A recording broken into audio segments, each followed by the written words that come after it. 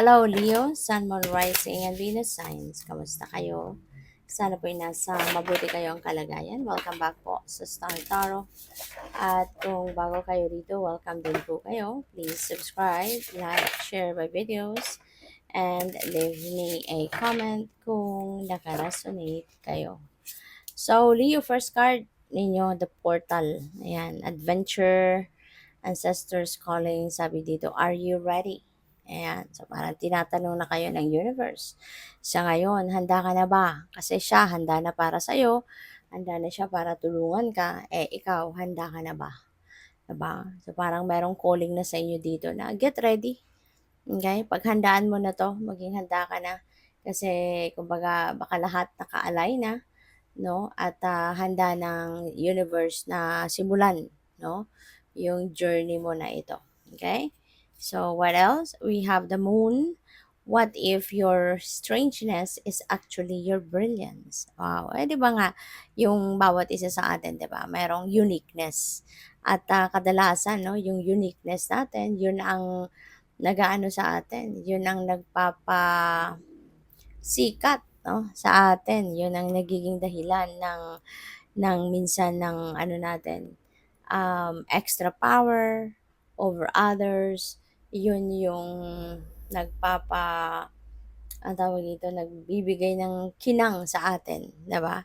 Kaya maaari, no, na sa ngayon, pupuwedeng yung strangeness mo na 'yan, yung uniqueness mo na 'yan, yun ang maaring ilalabas mo na sa ngayon.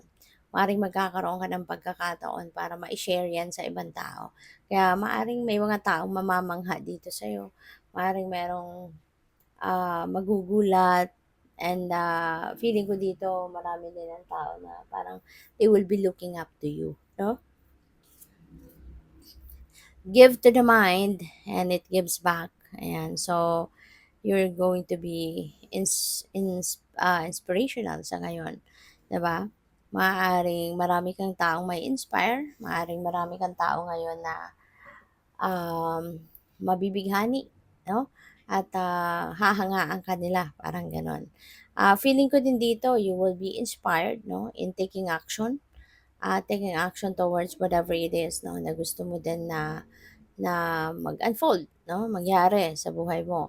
So, yun, maaaring panahon na para maging inspirado ka talaga, 'di ba? At kung ano man ang mga balak mong gawin, gawin mo na walang pag-aalinlangan, walang pagpapatumpik-tumpik pa. Okay? So, by the way, maraming salamat for subscribing, and if you haven't subscribed yet, subscribe na kayo.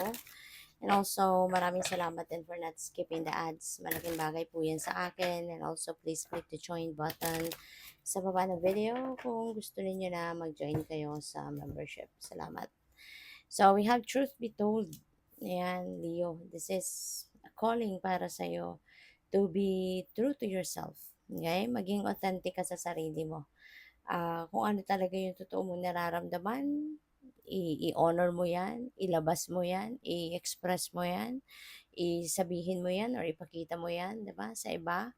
And wag mong i-sugarcoat, no? Para ma-please mo lang ang ibang tao. So, importante ngayon na maging totoo ka sa sarili mo kasi, 'di ba, mas maganda yung honest ka, no? Kapag honest ka sa sarili mo, magiging honest ka sa ibang tao, then you will be also attracting honest people, 'di ba? Magiging honest din yung mga tao sa'yo, 'di ba? Kaya 'yun. Pupuwede rin na meron ditong katotohanan, 'no? Maaaring merong impormasyon na dadating, and that information is truth, no?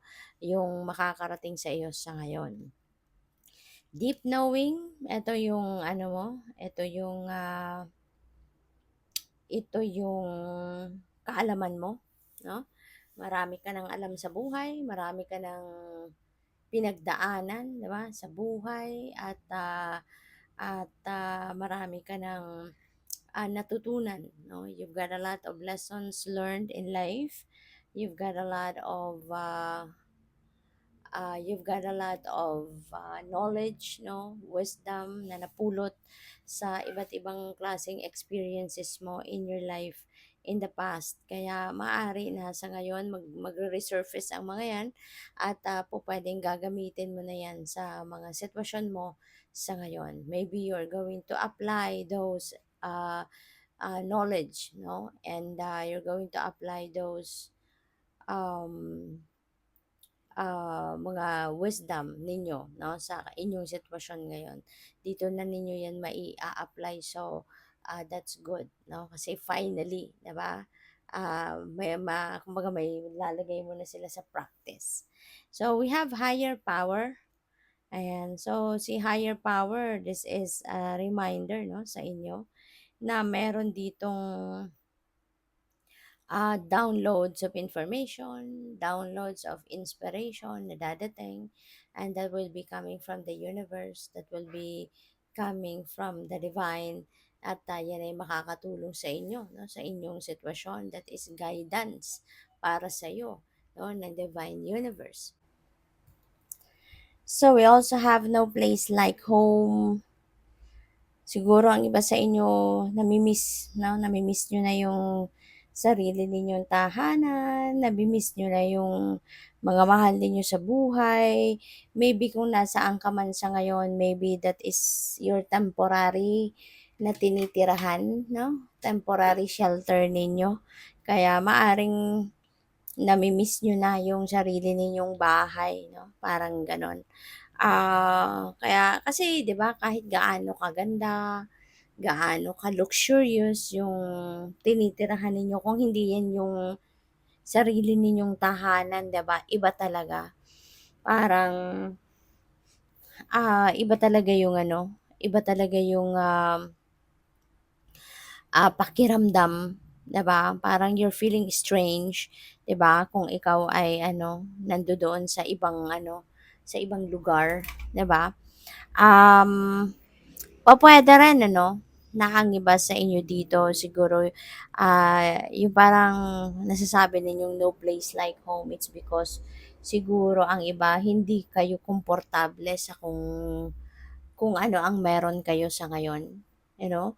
Maybe you are not comfortable in your own skin, ika nga, 'di ba? Yung iba yung pakiramdam mo, maaring meron kang hindi, baka meron kang kunyari pag-uugali or pagkatao na hindi mo siya matanggap, hindi mo siya ma-welcome sa sarili mo, hindi mo siya ma-accept kumbaga. Katulad na lamang din, no, ng mga gifts, spiritual gifts, 'di ba? May mga iba sa atin, no, na merong binigay sa iyo ang universe na spiritual gift, pero ayaw mo siyang i-embrace, ayaw mo siyang tanggapin, ayaw mo siyang kunin, 'di ba? Yung parang inaano mo siya, dinideny mo siya sa sarili mo, parang gano'n. So, maaaring gano'n, no, ang nararamdaman ng iba sa inyo sa ngayon. So, we have building blocks. Ayan. So, maaari na ang iba sa inyo, Leo, is focusing now on laying a solid foundation, no? Sa kung anong mga ano, laying a solid foundation sa mga kung anong ginagawa ninyo. You know? Maaari na ang iba sa inyo rito, laying a solid foundation in relationship. Maybe laying a solid foundation in your love life or pagpapamilya or po pwedeng sa money, career, and finances, mga ganon. So, maybe iyan ang isa sa mga projects ninyo sa ngayon or isa sa mga pagkakaabalahan ninyo or pinagkakaabalahan ninyo. So, good luck sa'yo. Thank you for watching. Love and light. Namaste.